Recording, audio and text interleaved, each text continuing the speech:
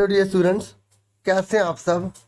आज मैं आपको एसएसटी के कुछ इम्पोर्टेंट क्वेश्चन करवाने जा रहा हूं और ये ज्योग्राफी के रहेंगे, ठीक है।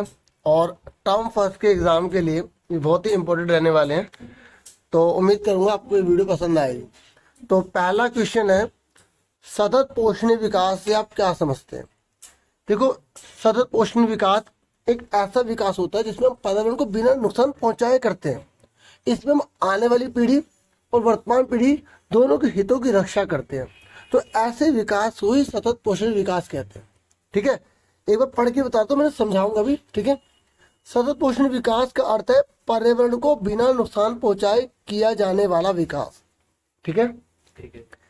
इसमें संसाधनों का प्रयोग हम बहुत सोच समझ कर करते हैं और वर्तमान पीढ़ी और भविष्य की पीढ़ी दोनों का हित ध्यान रखते हैं, ठीक है। ताकि संसाधन वर्तमान के लिए तो हो, लेकिन भविष्य के लिए भी बचा कर रखना, ये नहीं हमने उसके लिए आने वाली पीढ़ी को कुछ ना मिले। तो यही होता है सतत पोषणीय विकास। समझ में आ गया पहला। नेक्स्ट है संसाधन संरक्षण से आप क्या समझते हैं। संरक्षण का मतलब होता है बचाना, ठीक है। रिसोर्स कंजर्वेशन क्या होता है ये, आप बोलोगे संसाधनों का संरक्षण का मतलब है कि वर्तमान समय की जो आज जितनी जरूरत है, ठीक है, जितनी जरूरत है उसको ना सही तरीके से इस्तेमाल करें, संसाधन की बर्बादी ना करें। वही है, आने वाली पीढ़ी को भी उस संसाधन को प्राप्त कर पाए ना आने वाली पीढ़ी, तो इसलिए हम संसाधन संरक्षण करते हैं। अब संसाधन संरक्षण का मतलब होता है संसाधनों को बचाना, सोच समझ कर प्रयोग करना, ठीक है। अगर आपसे कोई पूछेगा ना संसाधन संरक्षण क्या है, तो आप बताओगे संसाधनों का सोच समझ कर प्रयोग करना, उसको व्यर्थ ना होने देना ही संसाधन संरक्षण कहलाता है। अरे अब थर्ड क्वेश्चन देखिए, नवीकरणीय संसाधन किसे कहते हैं। देखिए, नवीकरणीय संसाधन वे संसाधन होते हैं बच्चों जो ना बार बार उपयोग में ला जा सकते हैं और जिनका उत्पादन दोबारा से हो सकता है। सुन रहे हो। तो ऐसे संसाधन को नवीकरणीय संसाधन कहा जाता है जिनको एक निश्चित अवधि में भौतिक, यांत्रिक और रासायनिक प्रक्रिया के द्वारा बार बार उपयोग में लाया जा सकता है। मतलब हम ना उसको फिजिकली या केमिकली कुछ चेंज करके उसको बार बार दोबारा से यूज कर सकते हैं। जैसे पानी को ले लो, पानी को बार बार यूज कर सकते हैं, बार बार। मिट्टी को ले लो, सूर्य की रोशनी को ले लो, पवन ऊर्जा को ले लो, इस तरीके से। अब आ जाओ भूक्षरण का क्या अर्थ है। भूक्षरण मतलब जब जमीन ना प्राकृतिक रूप में नहीं रह पाती या किसान के इस्तेमाल के लायक नहीं रह जाती, तो उसे बोलते भू का क्षरण हो गया, मतलब जमीन खराब हो गई, लैंड डिग्रेडेशन बोलते हैं इंग्लिश में। मृदा जब किसी योग्य नहीं रह जाती तो उसे भूक्षरण कहते हैं, ठीक है। नेक्स्ट देखो, अगर वो जैसे अगर मिट्टी खराब हो जाए तो उसको ठीक करने के लिए हमें उसे कुछ समय के लिए खाली छोड़ देना चाहिए, उसमें प्राकृतिक जो चीजें उसका समावेश करना चाहिए, इस तरीके से। जब वो अभी क्वेश्चन आएगा तो अभी डिस्कस करेंगे। संसाधन नियोजन किसे कहते हैं। देखो, आप बोलोगे हमारे देश में या किसी भी देश में संसाधन बहुत बड़ी मात्रा में है, बहुत बड़ी मात्रा में, लेकिन वो हर जगह असमान है। किसी जगह पे कौन सी चीज पाई जाती है, जैसे झारखंड छत्तीसगढ़ में बात करें तो लोहा पाया जा रहा है, ठीक है। पंजाब में खेती बाड़ी बहुत अच्छी होती है। तो अलग अलग जगह अलग अलग चीजें, लेकिन जरूरत तो हर व्यक्ति को हर चीज की है ना। तो ऐसी स्थिति में हर समय हर चीज उपलब्ध होनी चाहिए। इसी को संसाधन नियोजन कहते हैं कि मनुष्य की आवश्यकता को पूरा करने के लिए संसाधन जो अलग अलग जगह मौजूद है ना, उसको किस प्रकार से व्यवस्थित किया जाए कि सभी की आवश्यकता पूरी हो सके, उसे संसाधन नियोजन कहते हैं। क्लियर हो गया। नेक्स्ट है नवीकरणीय संसाधन की दो विशेषता बताइए। देखिए, नवीकरणीय संसाधन अभी हम पढ़ चुके हैं ना, तो आपसे विशेषता पूछे उसी परिभाषा के 2 पॉइंट निकाल दीजिए। पहला, बार बार प्रयोग में ला सकते हैं, ये अनलिमिटेड होते हैं। क्या होते हैं, भंडार असीमित होते हैं। रिन्यूएबल रिसोर्स की बात कर रहा हूं। अब आ जाइए नेक्स्ट पर, पर्णपाती वनों से आप क्या समझते हैं, ये कितने प्रकार के होते हैं। देखो, पर्णपाती वन वे वन होते हैं। देखो, पर्णपाती में आंसर है, पर्ण मतलब पत्ता, पाती मतलब गिरना। तो जो पौधे या जो पेड़ अपनी पत्तियां 6 से 8 हफ्तों में ना गिरा देते हैं सारी, उन्हीं को पर्णपाती वन कहते हैं। तो लगभग हम इसको 78 सप्ताह में भी कहते हैं कि 78 सप्ताह में अपनी पत्तियां गिरा देते हैं, फिर नई पत्तियां आती हैं, ठीक है। तो ये 2 प्रकार के होते हैं बच्चों, एक होते हैं आर्द्र पर्णपाती वन और दूसरा होता है शुष्क पर्णपाती वन। अब नेक्स्ट आ जाओ, भारत में जैव विविधता को कम करने वाले किन्हीं 2 कारकों का उल्लेख कीजिए। पता है बच्चों जैव विविधता किसे कहते हैं। जीवों में पाए जाने वाली विविधता को जैव विविधता कहते हैं। देखो, हमारी धरती पर कुत्ते, बिल्ली, चूहा, खरगोश, कितनी प्रकार की प्रजातियां पाई जाती हैं। पर क्वेश्चन ये कि कम क्यों हो रही है, कम क्यों हो रही है, ये कम क्यों हो रही है? तो पहला आप बोलोगे क्योंकि मनुष्य जो है ना, इनके आवासों को नष्ट कर रहा है, जंगल काटता चला जा रहा है। दूसरा, प्रदूषण बहुत फैला रहा है। ठीक है, बाकी अब ये लैंग्वेज भी पढ़ सकते हैं। नेक्स्ट है, वनों का हमारे लिए क्या महत्व है? आप बता सकते हैं जंगल हमारे लिए क्यों जरूरी है? आप बोलोगे इनसे हमें औषधियां मिलती हैं, इनसे हमें भोजन के रूप में फल फूल मिलते हैं, सब्जियां मिलती हैं, हमें फर्नीचर मिलता है ईंधन के रूप में, बिल्डिंग बनानी है तो उसके लिए बहुत सारा सामान मिल जाता है। किससे मिलता है? हमें वनों से तो मिलता है।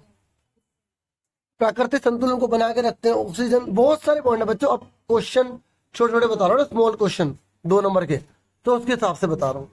दुर्लभ प्रजाति से आप क्या समझते हैं बच्चों? ये बहुत इंपॉर्टेंट है, सारे इंपॉर्टेंट है, ये बहुत ज्यादा इंपॉर्टेंट है। दुर्लभ प्रजाति पता है किसे कहते हैं बच्चों? जिनकी संख्या बहुत कम होती है, ये सुभेद है, मतलब जो धीरे धीरे कम हो जा रहे हैं। ठीक है, और अगर इनको ना बचाया गया ना तो ये संकटग्रस्त हो जाएंगे, ऐसे को दुर्लभ प्रजाति कहते हैं। तो समझ में आ गया आपको कि दुर्लभ प्रजाति किसे कहते हैं? जिनकी संख्या कम होती है या लगातार कम हो रहे होते हैं, और यदि इनको प्रभावित करने वाली विषम परिस्थितियों को नहीं हटाया गया, मतलब जिससे खत्म हो सकते हैं उसे नहीं हटाया गया, तो ये संकटग्रस्त हो जाएंगे, दुनिया से खत्म हो जाएंगे फिर बाद में। नेक्स्ट क्वेश्चन है, बहुउद्देशीय नदी घाटी परियोजना से आप क्या समझते हैं? बच्चों, जब एक नदी पर बांध बनाकर अनेक उद्देश्यों की पूर्ति की जाती है ना, उसे बहुउद्देशीय नदी घाटी परियोजना कहते हैं। अब आप कहोगे ये कैसे? देखो, एक नदी है, उस पर हमने डैम बना दिया, तो उससे हमने नहरें निकाल के किसानों को पानी दे दिया, उसमें मछली पालन कर ले तो लोगों की रोजी रोटी बन गई, सुन रहे हो? उससे बिजली बनाने लग गए तो लोगों के घर में बिजली आ गई, तो सामान यूज करने लगे, मशीनें चलने लग गई। तो अब देखो, एक नदी बनाकर कितने सारे उद्देश्य पूरे किए जा रहे हैं ना, तो उसी को बोलते हैं बहुउद्देशीय नदी घाटी परियोजना, और टूरिस्ट प्लेस के रूप में भी यूज कर सकते हैं। नेक्स्ट है, वर्षा जल संग्रहण से आप क्या समझते हैं? बहुत आसान है, जब वर्षा के जल को हम इकट्ठा करते हैं, संग्रहित करते हैं, ताकि हम उसका प्रयोग भविष्य में कर सकें, उसी को वर्षा जल संग्रहण कहते हैं। जैसे कुओं में पानी को भर लेना, गड्ढों में भर लेना, छतों के ऊपर छत है ना, उसको इस प्रकार की ऊंचाई वाली बना लेते हैं ताकि इसके अंदर पानी भर जाए। ठीक है, और उसको फिर हम होदियों के अंदर भर लेते हैं ताकि जितना दिन तक चलेगा और यूज में आ जाएगा पानी। अब नेक्स्ट है, भारत में सिंचाई के मुख्य साधन कौन से? मतलब सिंचाई किस किस से की जाती है? बोलोगे कुओं से की जाती है, नलकूपों से, तालाब से की जाती है, नहर से, ट्यूबवेल चलाकर की जाती है, है ना? हाँ ना, सिंचाई में तो होता है खेतों को पानी देना। फिर नेक्स्ट है, जल दुर्लभता से आप क्या समझते हैं? बोलोगे जब स्वच्छ जल की कमी हो जाती है ना, अर्थात आवश्यकता के अनुसार जल की पूर्ति नहीं हो पाती, तो उसे हम जल दुर्लभता कहते हैं। मतलब जितना पानी चाहिए अगर उतना नहीं मिलता ना, तो बोलते हैं जल दुर्लभता, मतलब जल की कमी। नेक्स्ट है, रोपण कृषि से आप क्या समझते हैं? देखिए, क्वेश्चन है रोपण कृषि से आप क्या समझते हैं? रोपण कृषि एक ऐसी कृषि है जिसमें बड़े बड़े क्षेत्रों में वृक्ष लगाकर कृषि की जाती है। इसे बगानी कृषि भी कहते हैं, पर रुपाई की जाती है, रुपाई। और जैसे पानी के अंदर भी करते हैं ना, चावलों की, हाँ चावलों की करते हैं, गन्ने की करते हैं, तो वो रोपण कृषि कहलाती है, क्योंकि इसमें बहुत ज्यादा पैसा और मतलब जमीन की जरूरत पड़ती है। रोपण कृषि में जमीन भी चाहिए बहुत ज्यादा और पूंजी भी बहुत ज्यादा चाहिए। नेक्स्ट क्वेश्चन कि प्रारंभिक जीवन निर्वाह कृषि क्या होती है? मतलब देखो, जो हमने उगाया है उसे घर पर ही प्रयोग कर लिया अपने जीने के लिए, बाहर बेच नहीं पा रहे, तो उसको बोलते हैं प्रारंभिक जीवन निर्वाह कृषि। जब और नॉर्मली ये पता कहाँ की जाती है? भूमि के छोटे टुकड़ों पर, और पुराने तरीकों का इस्तेमाल किया जाता है, क्योंकि पुराने तरीके जैसे औजारों का प्रयोग कर रहे हैं, लकड़ी का हल का प्रयोग कर रहे हैं, खुदाई का प्रयोग कर रहे हैं, ऐसे। एक बार दोबारा सुन लो, प्रारंभिक जीवन निर्वाह कृषि किसे कहते हैं? मतलब जिसमें पुरानी तकनीक का प्रयोग किया जाता है, छोटी जमीन के टुकड़ों का इस्तेमाल किया जाता है, उस पर कृषि होती है। 17वां क्वेश्चन है, गहन जीविका निर्वाह कृषि क्या है? गहन जीविका निर्वाह कृषि ऐसी कृषि है जिसमें भूमि के छोटे टुकड़ों पर अत्यधिक उत्पादन करने के लिए अधिक मात्रा में जैव रासायनिक और वर्गों तथा सिंचाई का प्रयोग किया जाता है, जिससे अधिक पैदावार हो। सिंपल लैंग्वेज में आपको बताता हूँ, जब छोटी सी जमीन पर अधिक से अधिक पूंजी और श्रम लगाया जाता है ना, ताकि अधिक से अधिक उत्पादन हो जाए, उसे गहन कृषि कहते हैं। ये उन देशों में की जाती है जहाँ जनसंख्या बहुत ज्यादा होती है, जनसंख्या का दबाव खेती पर, जमीन पर बहुत होता है, तो ऐसी स्थिति में बहुत ज्यादा उगाना पड़ेगा, तो इसलिए वहां पर गहन कृषि की जाती है। अगर कोई पूछेगा ना गहन कृषि किसे कहते हैं, तो आप बता देना जब छोटी सी जमीन पर अधिक से अधिक पूंजी श्रम लगाया जाता है ताकि अधिक से अधिक उत्पादन हो सके, उसे गहन कृषि कहते हैं।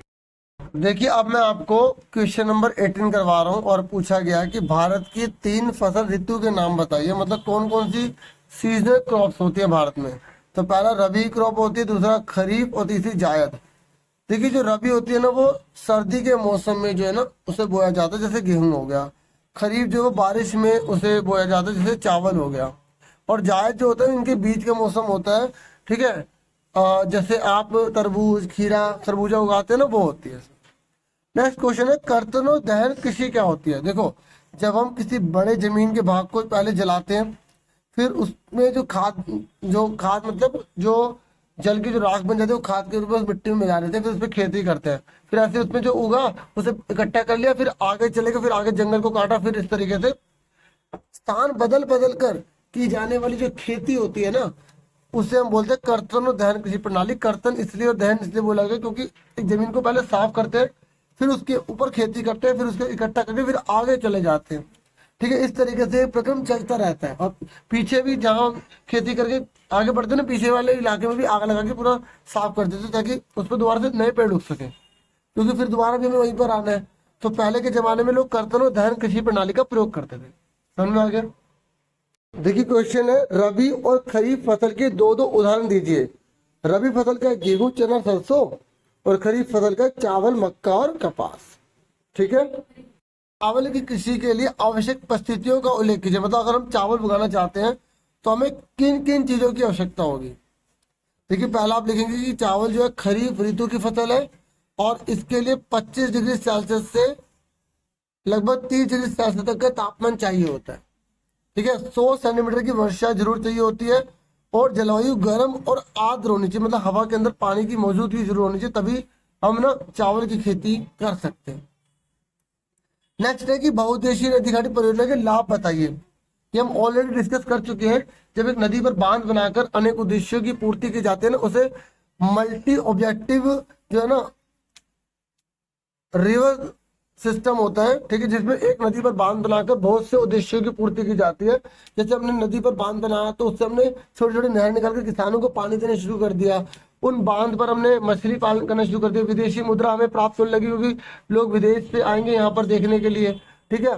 ऐसे बहुत सारे इसके फायदे होते हैं, ठीक है। तो आप फायदे पॉइंट्स में लिख देना, जैसे सिंचाई के लिए पानी मिल जाता है, बिजली बना सकते हैं, मछली पालन कर सकते हैं, अंतर्देशीय मतलब नाव चलाने के लिए यूज हो सकता है, और उद्योगों के लिए पानी की जो जरूरत होती है वो बांध से हमें मिल सकती है। फसल चक्र किसे कहते हैं।